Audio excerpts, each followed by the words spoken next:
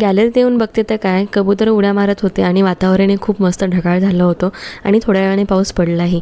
आम्ही त्या भांड्यामध्ये पाणी ठेवले आणि कबुतरांमुळे जाळी लावलेली आहे. इथे मस्त एक केळी खाऊन घेतली आणि म्हटलं चला आता हरभरे शिजवून घेऊया. तर इथे मी रात्रीच हरभरे भिजत टाकले होते, मग कुकरला लावले, त्याच्यामध्ये थोडंसं तेल मीठ टाकलं आणि एक 5 ते 6 शिट्ट्या करून घेतल्या मंद आचेवरती.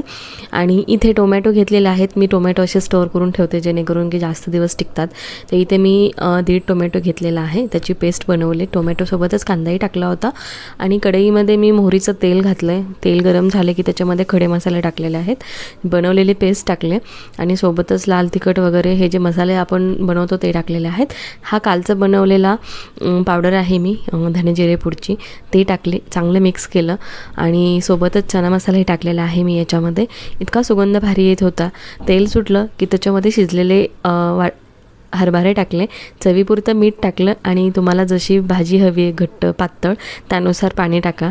इथे मी पाणी टाकलेलं आहे आणि मग याच्यावरती चांगलं मिक्स करून घेतलं की कोथिंबीर भुरभुरली आहे. कोथिंबीर टाकल्यानंतर बाजूलाच मी भातही बनवून घेतलेला आहे. मला भात आणि हरभऱ्याची भाजी खूप आवडते.